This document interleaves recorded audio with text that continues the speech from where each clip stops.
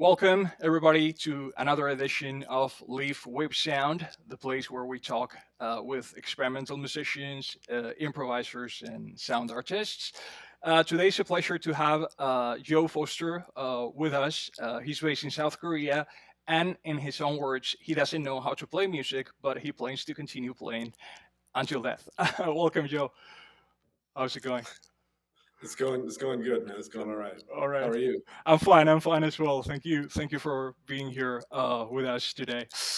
So, yeah, we see that nowadays showcasing our skills in order to differentiate ourselves from the rest has kind of sort of become like kind of an imperative. So, I was wondering, why did you choose to characterize yourself as a musician, a non-musician actually that doesn't really know how to play? Where does that come from exactly? Honestly, it's just honesty, man. Like I've been playing, I've been playing for 25 years or something, but I don't really know how. And I mean, I kind of like it that way. Like, yeah, I don't know. I mean, I think maybe you're kind of right that and you said it's an imperative to Yeah. distinguish yourself from others. I think that's true if you have some goal in mind other than just doing the work, right? Mhm. And I think from a pretty early stage, I mean, I'm from the US where there's no arts funding and there's no infrastructure. And, Yeah. I remember seeing the generation before me who kind of thought they were going to be the Evan Parkers and Derek Baileys or whatever. And I saw them when they were hitting the age I am now, kind of being a little bitter about it or remorseful about it. Mhm. So from a very early stage of music, I decided the only reason I'm doing this is because of doing it. It's not for something else, right? So Mhm. I don't really, if you see it that way, you don't have any need to really distinguish yourself from others or get people's Sure. attention. I Mhm. mean, that's not to say I don't want people listening to my music because Right. obviously I do, but I feel like most of that's kind of out of my hands anyway, right? Mhm. Right. And, So, and honestly, mm, I'm not alone. I mean, there's a ton of people who make sure. music I like who aren't really Yeah. musicians, right? Yeah. That's not like a new special thing either. That's not, yeah. For sure. So why this kind of music? Why experimental music? Like what kind of encounters did you have like from the beginning, like to sort of take this path in particular? Because there's like plenty of like music is huge, but why this one?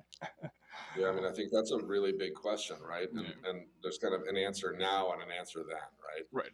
So in my early 20s, like I had a background, I was, doing literature and poetry stuff in school, and that's what I was studying and whatever. And I was always loved music and didn't know that much about it. And I listened to music a lot on my own, and I wanted to learn about it on my own. Hmm.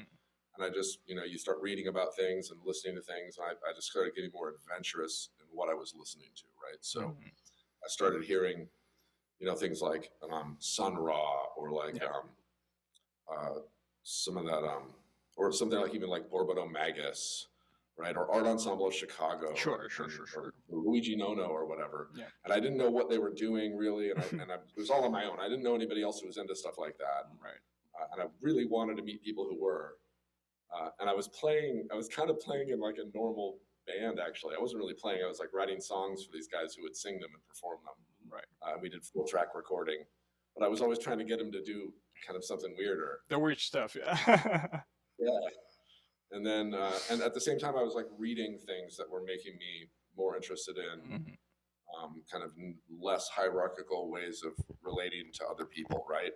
Ways where you could have activities. I'm a pretty social person, right? So writing was really like too much inside my own head, but like playing music is a social activity and you can do it with people, all over the place, right? And um, I didn't like the idea of like somebody telling me what to do or a conductor or a composer Yeah. or even worse trying to make music that lives up to some abstract platonic ideal of the notes on the page whatever they Yeah.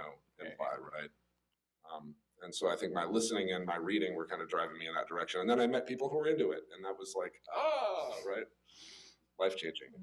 And then why, like the answer for now, um, I mean, I still love it and it's still exciting and it doesn't ever get old. Like it's bottomless, right? You never like, now I know Sure. how. But also, you make a lot of friends and it becomes part of the fabric of your personal things you care about. Mhm. And then also there's kind of inertia, right? You do something for a long time, you just kind of, Keep doing it. Yeah. Yeah. That's very cool. So there's like you mentioned literature specifically. That was also one of my main interests, like even before music and other kinds of art. So there's an anecdote that I've heard somewhere that definitely stuck with me is that you actually grew up playing in a place called the Tor House on the Hawk Tower. For those who don't know, this is a place up in North California in Carmel by the Sea, if I'm correct, where the great poet Robinson Jeffers lived. So this is quite significant because you also mentioned you studied literature in university. Is that correct? Hmm. With Yeah. actually some pretty important poets, American poets like Lewis Gluck and Lawrence Rabb and all of these. So how would you describe your approach? Because you also have like a textual production, we could say. So what is your approach to text? How would you describe it? And also the way it also intersects with your sonic production, let's say. Well, that's a really hard question. That's a big question. And you did some research. Yeah, I did play around at the Tour House as a kid. My best friend Yep. growing up was Robinson Jeffers' great grandson. Yep. So I grew up around that place sometimes. I kind of got into poetry in middle school. This Mhm. adult I was doing like a writing course with gave me a copy of Leaves of Grass from Walt Oh, Whitman, Whitman. and I kind of immediately got interested in it, Right. and I never outgrew it. Like I stayed liking it. Yeah. and, and I think then it's Whitman. when I so in my 20s when I started playing music, I kind of intentionally wanted to take a very opposite approach and not like learn too much about it, Mhm. not have too many, like I think that was an age where as a writer I was feeling super too much influence and too much, the canvas was covered with stuff and I was like, where do I don't even know, the burden of history and all that, right? The anxiety of influence, as Harold Bloom had it. Yeah, for sure, Yeah. right? And I didn't have a lot of life experience, and a lot of the poets I Right. liked, like I felt like there was a lot of life in their writing, and it's like, how do I get this? Um, uh, and so at that time in my 20s, when I started playing music, I intentionally didn't want to learn from anything except my playing partners and my ears, right? I don't want to learn from anybody else. I didn't even, like I was playing trumpet and I didn't want to hear Greg Kelly and Axel Derner. I didn't want to hear him because I Mhm. knew like that would be too much. And then I heard him years later. I was like, phew, thank God I didn't hear him then. I could have Yeah. never played trumpet, right? Um, but then I think I've just in the last, I don't know, 5, 6 years, I think I found a way back into a text practice Mhm. that is kind of combined with my music, right? Like you mentioned. And for me, one of the obstacles to writing a lot was that it is really a solitary activity. Mhm. And that doesn't suit me that well. I kind of was forced to admit, I resigned myself to the fact that I don't really thrive when I'm in my own head a lot. Like I like my gears work better when there are other people are around and Right. I'm interested in people and so the social aspect of music making Mhm. really pulled me away from that and Yeah. in a lot of ways just suited me so much better. And then I guess around 2001 or 2002, Brian Eubanks and I started this project with these names, Don Brown and Dan Done and done. Reynolds, and who actually we got from another friend, Kelvin Harlock Pittman. Uh, and it was kind of just an offhand comment he made when we were on tour one time doing these names, and I just couldn't get them out of my head. And so we started doing some music project together, me and Brian, and we decided to use those names. And we wanted to include a bunch of writing in there, and Mhm. so we generated a bunch of material from the ideas of Don and Dan and some of their thoughts. And we had a little like a booklet that went inside there. And then over the years, I just kept assembling and acquiring more Don and Dan texts, Don Brown and Dan Reynolds texts, and kind of the people around them, the critic Jenny Hanover, their kind of former Mhm. colleague Tim Bradley, and Gwendolyn Lovequist, and Jack Linetti, and Mhm. it just kind of started expanding into all these different people. And Brian and I had talked for years about trying to what to do with these guys and what to do with this stuff. And I think he always liked the text I was putting together. Mhm. He always thought it was interesting, and I thought there was like maybe something there, but mainly I just liked doing it. And at some point there was so much, and he was like he and Kat Lamb and Andrew Catherine Lofkus Lemon. and Becca, they started the sacred realism, and they Sacred were putting realism. records Yeah, out. yeah, And he said, "Hey, let's do a Don and Dan thing. You want to do a book?" Uh, and I didn't need a lot of yeah. encouragement, honestly. Like I had so much stuff, and I was like, "Okay, I'm gonna." I just kind of went to town on it, and he and I. That was also very social because we were bouncing it off Mhm. each other and Yeah. sharing materials and discussing it a lot. So it wasn't just me in my head in a room, the writer in the garage with the the typewriter or whatever. And it was just super super fun. And I got to, but the way I do it is pretty, I don't know, it's pretty oblique. But I feel like somehow by that obliqueness, the lack of transparency or the how it's convoluted and obscure kind of lets me be freer and lets me Mhm. feel more Yeah. open about it. Like I feel like it's truer than when I try to write other ways, which Mhm. is I think, maybe counterintuitive or paradoxical, but it feels much more true to me. Yeah, it feels much more true to me. Yeah. And we're doing more of it. We're doing more of it. We're working on some new things, maybe a monograph with some art. Yeah, we got a lot going on. So yeah, like basically collaboration. I mean, if one has a look at your the number of releases you've put out over the years, it's just such a critical part of your practice. You mentioned like Brian Eubanks, which I'm very interested as well. You mentioned Sacred Realism, which is a really interesting label with lots of great stuff. And there's also like more people. Obviously, the main two that come to mind are obviously Bonnie Jones with you got English going on there, and also Kevin Parks, of course, with whom you have worked in. The Latin title I forgot, which was connected to the Robinson Jeffers thing. I think it's like it was Yeah. written there somewhere.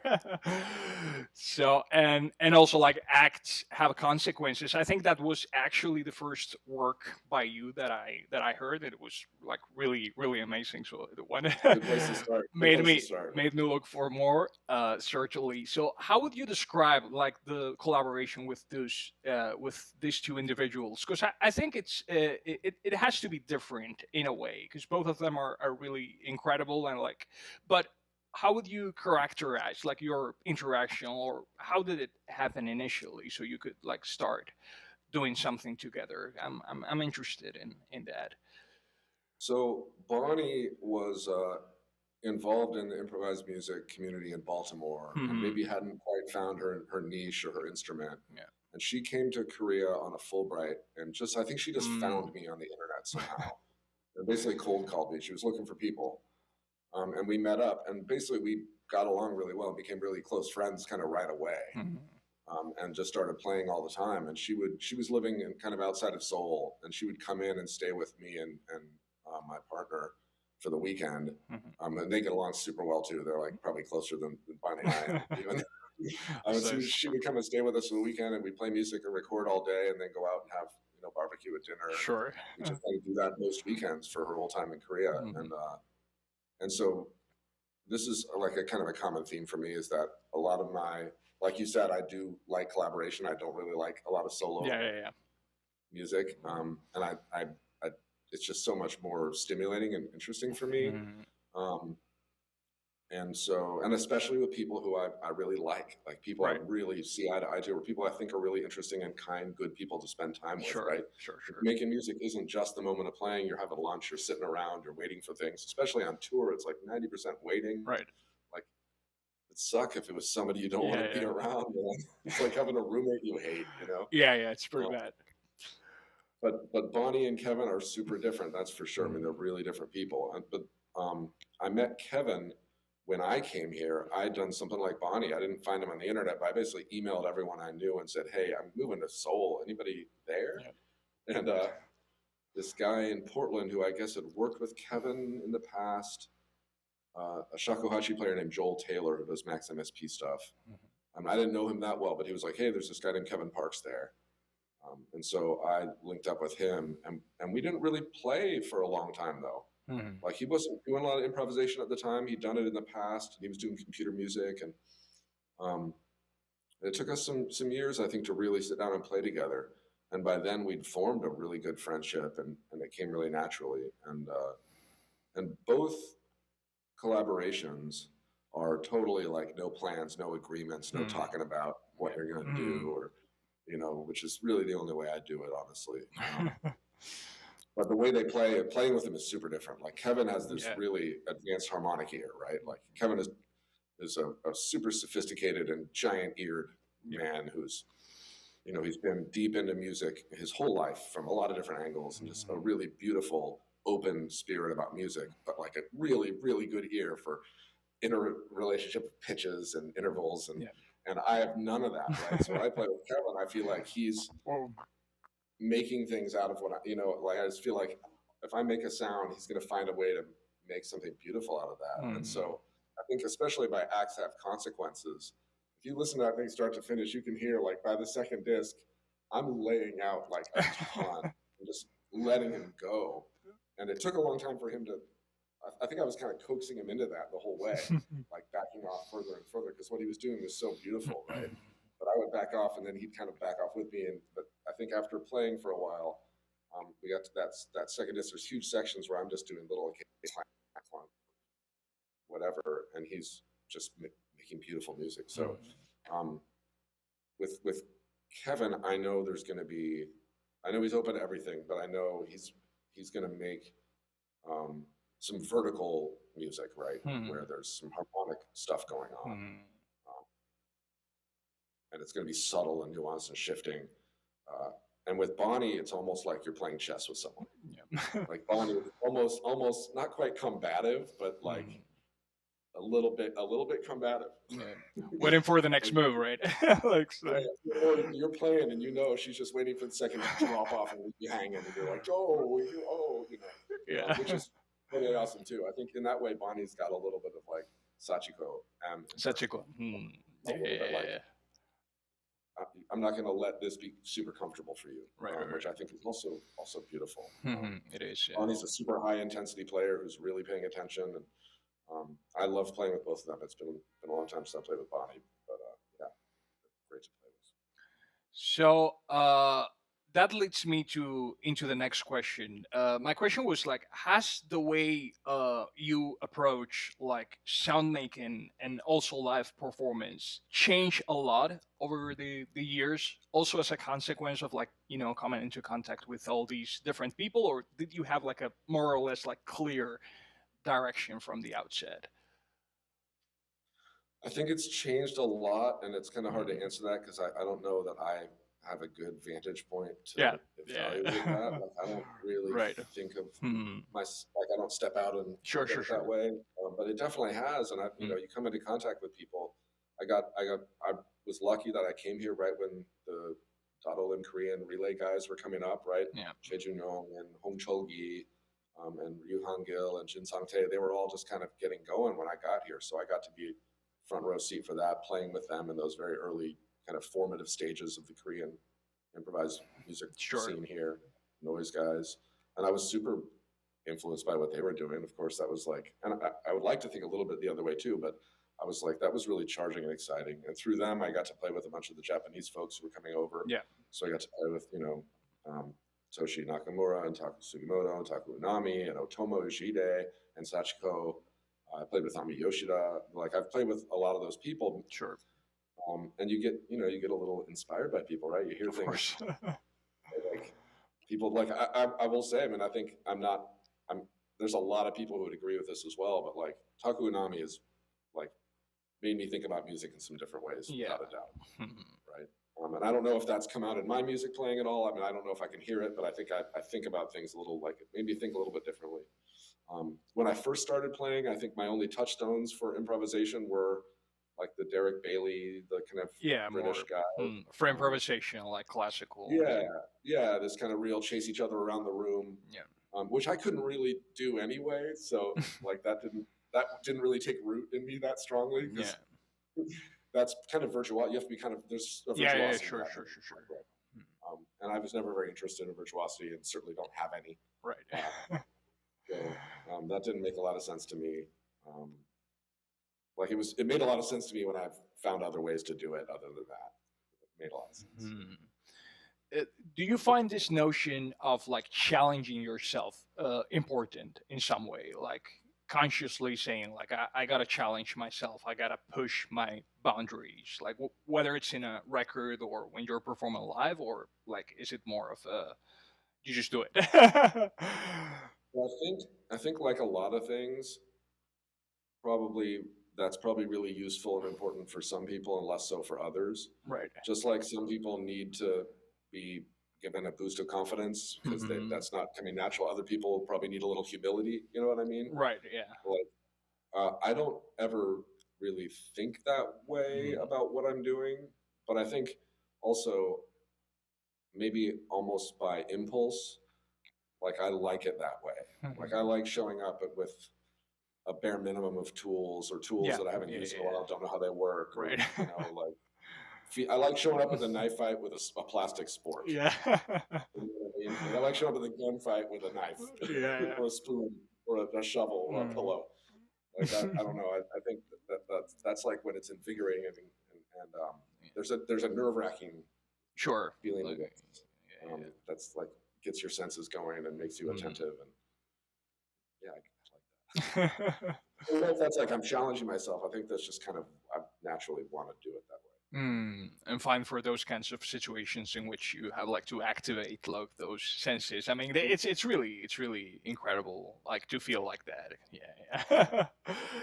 And I So, think that might also be why I like playing with people I feel personally close to as well, because then you feel safer doing that, right? Like and I like having a spirit of trust with the people I'm playing with, right. where I trust that they'll be cool and they trust that I'll be cool. And then I maybe I'm freer to take those risks and be a little more kind of exposed and underprepared. Yeah, yeah, for sure.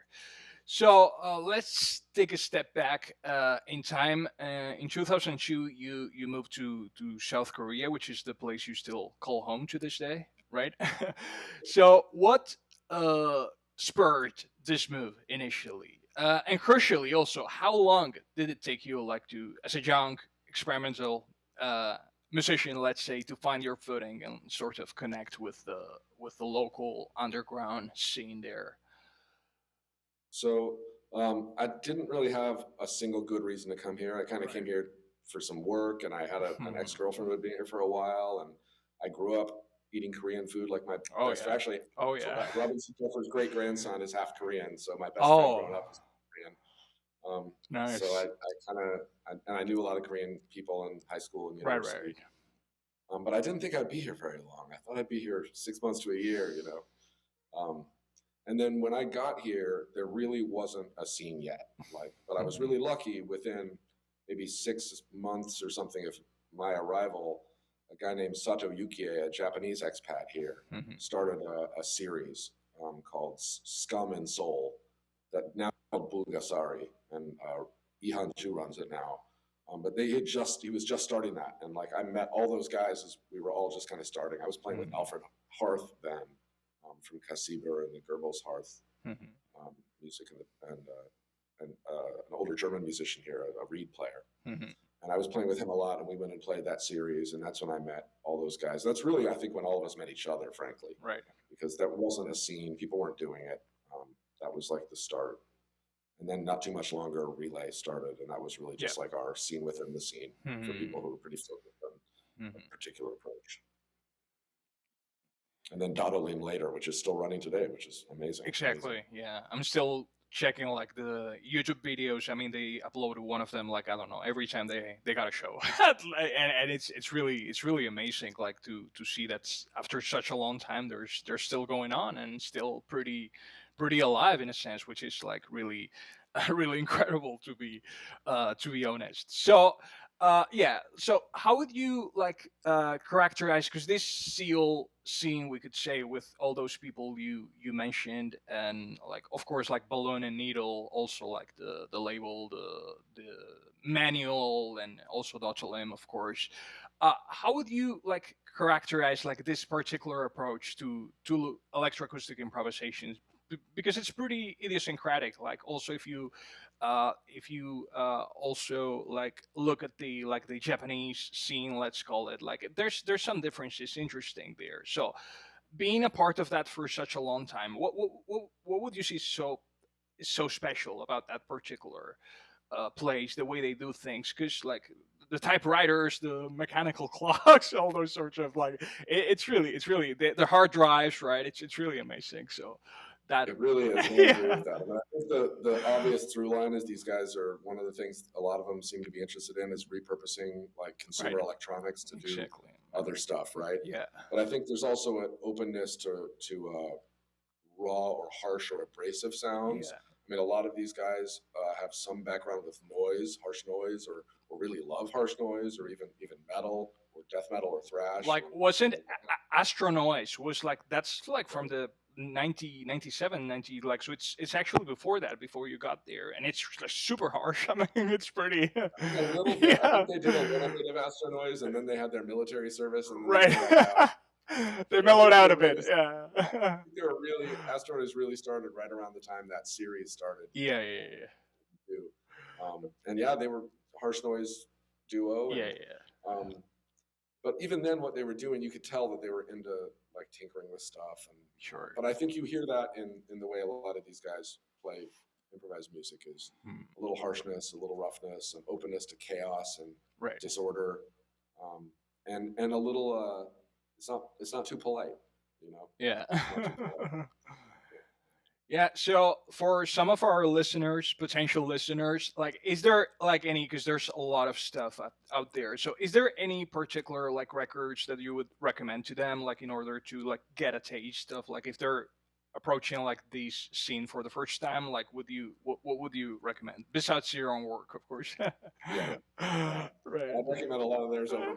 I think the Relay Archive Yeah, that's essential. compilation is a Yeah. really good introduction. You Yeah, get to yeah, hear all the guys in different settings. yeah. I think the manual, they put out these 5 CDs on the manual. I think those are also really great. All 5 of those are worth a listen. Yeah.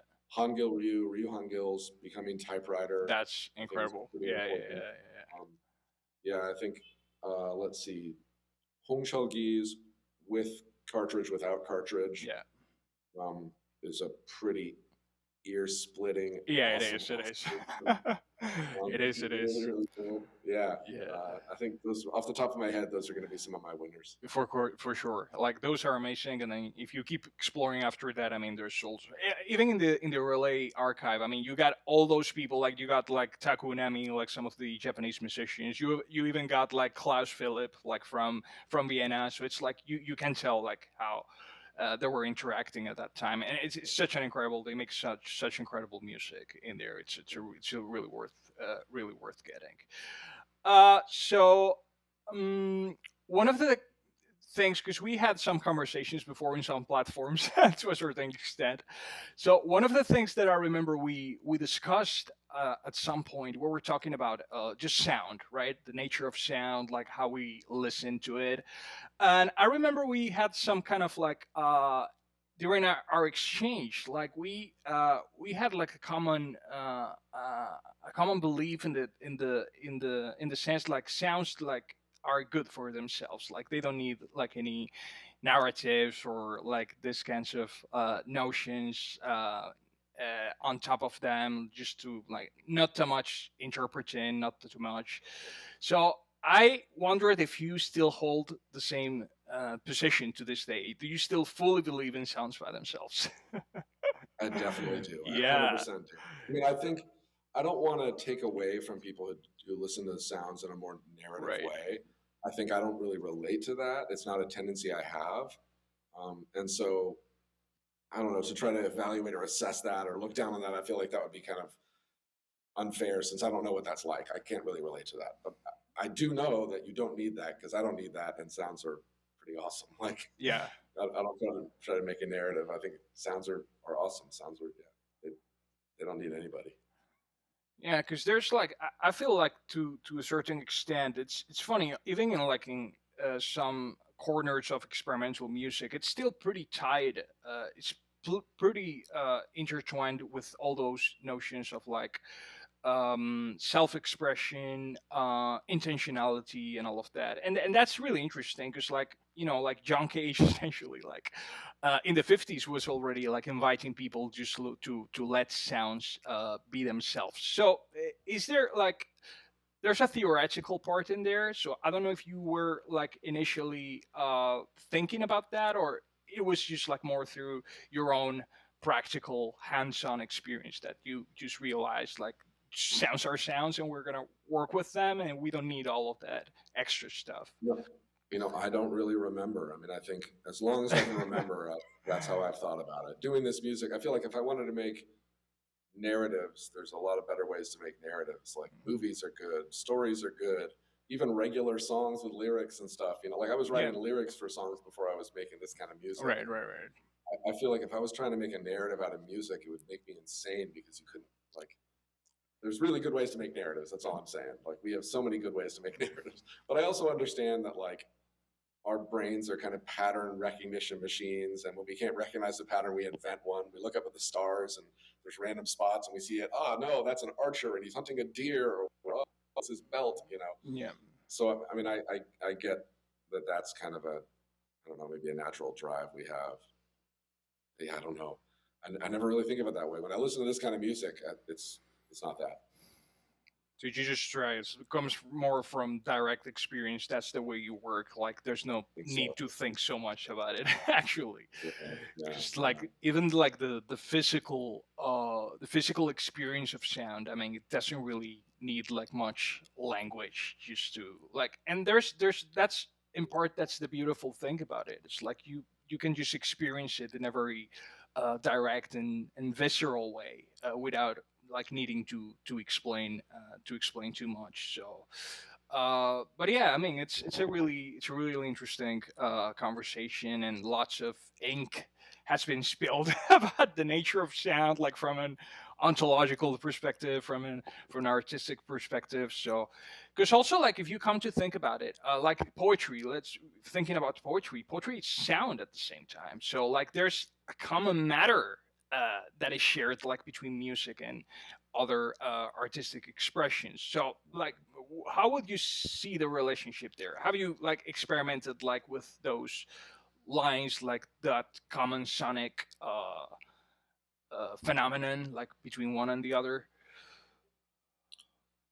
I haven't really intentionally done so, but Right. I do, when I read poetry, I do think of it sonically, Yeah. right? Like that is something I think about. Um, I think about, yeah, I also think about cadence a lot and rhythm a lot, which Yeah. is also a big part of how I play music Of because I course. have a very ultra unsophisticated harmonic ear. Yeah. So I think a lot about like how long things are and where they start and where they stop Right. and how loud they are and maybe where they are in the stereo field and Mhm. how they relate to something that somebody else did 5 or 8 minutes ago, or how they relate to something I did when I played with this same person 2 years ago, right? Mhm. So when I'm playing, I'm thinking about stuff like that. And so, yeah, I don't know. I think a lot of writing is about rhythm for me. Yeah. Um, I think music to me, like we're talking right now, and there's all this sound happening, Right. and I can't really hear the sound because there's so much meaning in the way, Mhm. right? Yeah. And naturally, I'm gravitating to the meaning, right? Right. And also, there's a visual ocular centrism. I'm Sure. looking at you on the screen, right? Mm. Um, and so I think making this kind of music or listening to this kind of music is a chance to get away from that, get In a way, some of yeah. the overcoating off, peel it off, and just have some sounds. Yeah, yeah, it's a very refreshing way to look at it. Because also like when it comes like to art in general, I feel like I had some conversations recently with different kinds of people, and this thing of like art has to convey a message is so deeply ingrained. I mean, it's like it's so hard to get rid of it. You talk to everybody. I talk to painters, musicians, filmmakers. Doesn't matter. Like the medium changes, but like still, this notion is so deeply ingrained. Like you have to convey a message. If you don't get to convey a message, if there's no intention, discernible intention behind it, I mean, it's pretty much yeah, whatever. Why are we doing this? But Yeah, I don't know. yeah, It's interesting to see like there's people who have like this more direct, because there's a component of mediation, obviously, like in every single thing we do. Our sensorium, yeah. like all the way we perceive the world, is necessarily, but yeah, Can I actually say something? I think sure, that sure, this, like, I think that there's a couple things going on with the need to have a message in your art or whatever it is. right, I don't like to think about art so much either, but uh, uh, I think there are some people who actually have a really amazing, interesting message that comes out in their sure, sure, sure, creative work. I totally. don't think there's very many people, and I don't think art should be only limited to only those people. Of course, yeah, Like I think there's a few people who have really have something new and amazing to say. You know, you talked about John Cage earlier. That guy's had something new to say that I don't think a lot of people ever heard of or thought of before. But I don't think it would be a cool world if only those people got to do creative work. And a lot of people whose creative work I like have messages I think are stupid. yeah, So I don't totally. think like honestly what I like but on the other hand, like you need to do that like the whole infrastructure, people who need grants and need to make a Right. living or want to go play a festival or get in a museum, like you have to explain yourself. And I- I'm lucky I don't have to do that. And I don't want to do this thing very much, so I don't have to explain myself. But I have more power to them. I hope they have cool things to say and find get the grants and the museums and the festivals, man, because you gotta get it somehow. right. But Like, I'm really glad I don't have to do it. it also depends a lot on the environment, because, like, as you said before, like, I don't know how it is right now in the United States, but there's no like I guess it has perhaps changed to a certain extent, but in Europe it's certainly like that, you know. And there's like in some cases, like I'm thinking about Switzerland, for instance. Like there's plenty of musicians like coming here to Taiwan right now from Switzerland, and the funding is really good apparently. So that's also a component. Like living in this ecosystem, you know, you have to do certain things to have access to certain Yeah, opportunities, and like discourse, for sure. like it's a fundamental part of that. So And so you I'm grateful for that. Just like you said, the Swiss are coming to Taiwan or whatever. Like those guys yeah. came here too. It was great to play with them. Like I'm glad somebody got some grants to make that happen. You Sure, know, sure, like sure, sure. yeah, That's great. Because so yeah, but structurally, I mean, if you come to think of it, it's like yeah, like there's a price to pay in a certain sense. So yeah. So what kinds of projects do you have? I saw you were in Berlin, I think, not so long ago. Like just after I contact you, I think you were going to Berlin. You played with Brian and John Paul Jenkins, I think. So what kind of thing did you have going there? yeah, I was in there. I was there in November. Yeah, Me and Brian Eubanks and JP Jenkins, yeah, we were like had an old trio back in 2000, 2001, right. 2002 in Portland. And we've stayed really close friends. Like those are my most important music people in my life. Like my favorite musicians, my favorite playing partners, like my best friends. And so we all got together in the same place, which is rare. Yeah. And so we did a ton of playing. We played a lot. We hung out all week, week and a half or something. We played, I think, 4 shows, did a bunch of recordings. We have some music that's going to come out that Oh, we're trying to nice. figure out now. And JP, Jean Paul Jenkins, I think, is about to put out something with the prepared piano player Anais Tourlinks from Belgium, who's based in Berlin. They did Right. a live set that was really pretty wonderful, and I Yeah. think they're putting that out. And then I think the trio, me and Brian and JP, are putting out probably a concert recording from a place called Morphine Realm, a trio concert, and then we have a series of home recordings that we're going to put out, I believe, on Sacred Realism, and that's probably going Oh, to that nice. involves Ron Brown and Dan Reynolds music. Okay, it's coming There's back. probably going to be some text and illustrations and Right. some art that goes with that. Nice. I was also like, do you have this project? I think it's with John Paul Jenkins. Is stateside, right? Yeah, Yeah, that's pretty nice. You released like last year, I think 2023, like the mouth feeling sessions. That was pretty nice. I also liked very much the one like Jesus, I forgot the name. The Money Desert. Oh, that's amazing. That's one of my favorite records from the past few years. Like he's playing guitar there. Like the guitar playing is really amazing. So what kind of things are you working with? Like in this particular project? Like what kind of stuff are you using? in stateside. Yeah, Okay, so stateside is me and JP Jenkins yeah. and a guy named Dave Quam, Dave who's Quam. Yeah, yeah. he's That's the guy I mainly was known as a missing. DJ. Oh, really? He's and he was a kind of a footwork scholar as well. Wow. Um, Footwork. yeah, he Interesting. like wrote a bunch of liner notes for the big footwork releases. He was Wow. friends with DJ Rashad and all those guys in Oh, Chicago. that's Um, amazing. but he's like an old I Hate Music and Soul Seek friend of ours, and we've known him forever. And he's based in Right. Portland, which is where JP lives and where I visit a lot. Hmm. And we'd always talked about playing. I actually played with Dave in New York at one of the Earthquake events Oh yeah, in a group called the Dolphin, that's with awesome. Graham Stevenson and Richard Cameraman as well. Hmm. Just kind of a one-off. Hmm. But that was I hadn't ever played with Dave, and so we really wanted to play together. Dave and I did like a during COVID we did a distance project um, uh, called The Mighty Cloud. But we always wanted to play in-person music together, and then he and JP became friends. It just made sense for us to play together. So when I visit Portland, the three of us play together. I think we're actually going to have our first show this spring when I go back in May. So I'm looking forward to like a live stateside. So you're coming back there to Portland. You're gonna play there in Portland. Yeah. Uh, But stateside is again, it's all improvised. JP does right. guitar and some synth things. Yeah. Um, Dave does a lot of cassette stuff and sometimes a Hmm. sampler. Um, and actually, I think on Mouth Feelings, I just did like a little trumpet, a little drum, some snapping, and some whistling. That's the good stuff. Yeah.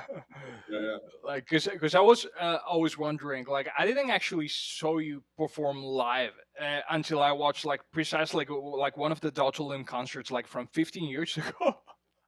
I checked it like I think it was like a couple of weeks ago. Like that's the first time I actually saw like the stuff you play. It was like like kinds of different kinds of stuff. So like that's really amazing.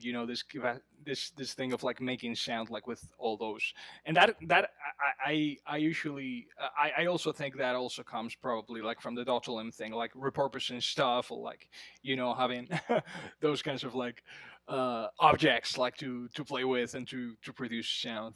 Yeah.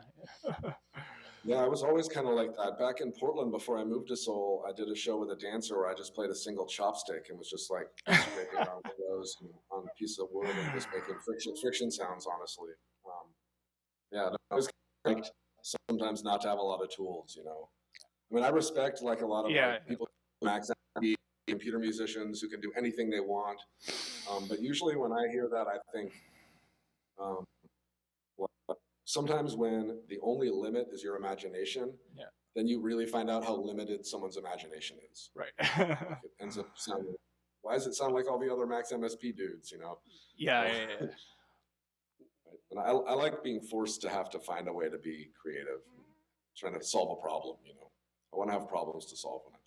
Yeah, yeah, yeah. And also like just carrying stuff around. I mean, it's such a hassle. I mean, it's like when I travel, it's like I prefer like I always like to travel light. I mean, just like it's just at some point it's just too much stuff. Like you see people like with those Euro racks and all that kind of stuff. Like I could never do that. I mean, just like carry your house around. I mean, that's really. Yeah. All right. So, do you have any recommendations in terms of like music that you've been listening to recently? Some books, because I know you read a lot, and I got some really nice recommendations from you, like maybe indirectly, but so is there any stuff that you're busy with right now that you would like to our listeners especially like to check out or to recommend? Uh, I've actually, most of my listening right now, I've been listening to a lot of our recordings from Berlin because we're trying to make decisions Right. about sequencing records. Hmm. But most of my pleasure listening have been really early in the morning when my wife's asleep and I'm Oh preparing yeah, coffee. that's So I'm listening to a lot of that's a good time. Yeah. really quiet music. It really is, but that kind of shapes what I listen to. And I've gotten super, super into the current era of Taku Sugimoto's music. Oh yeah. Ooh. I think right Yeah. now, I mean, I don't know. Hopefully, other people agree, but I think right now is like the most, to me, the most wonderful music he's made in Yeah. his whole life. And this is a man who's made a lot of wonderful music. Yeah. Yeah. Yeah. Certainly. And I think what he's doing now, it feels like it's really come. It's like it's all wrapped up now, and it's coming to human scale. It feels like it's just almost like breathing for him. It feels so. Yeah, human scale is right, but also so relaxed, uh, and yet so active, right? Like the sounds are they're so like everything sounds right, even when there's something a little wrong. I think what Taku Sugimoto is doing right now is just absolutely stunning. Hmm. I'm listening to everything he drops right now. I'm just listening to it as fast as I can, and listening to it a lot. Yeah. Like that's really he's been doing that like because he's also like uploading his like his performances like on YouTube. Like I think that's where the recordings come from. And it's really amazing just out Yeah. there like just playing. You can hear the sounds like Streaming of from the art. environment. Yeah, it's really Yeah. amazing. It's beautiful. It's beautiful. I also love it. He's got a release coming out like or it came out already. I think it's like from archival recordings. There's a guy called Andrew Weathers. I don't know if you know him. He's from Texas. He lives in the United States. He's got a label called Full Spectrum. So he just put it out recently. I haven't listened to it yet, Cool. but I will listen because it's really it has to be pretty nice. And another question: when are you coming to Taiwan? Will you come here sometime? I would love to. There's lots of So stuff I've going on. Lots of stuff. I know there's a lot going on now in Taiwan. So Yes. I visited Taipei once some years ago with my wife, but just a little vacation, and I All right. loved it. So I would love to come back. And next time I come back, I'll definitely try to play. Sure. Um, There's so many. I Yeah. think Taiwan is so cool, and I didn't really get outside the city. We went up to one like hot spring, but Oh. mainly we're just in Taipei. But next time yeah, I'm definitely excited to come to Taiwan and play.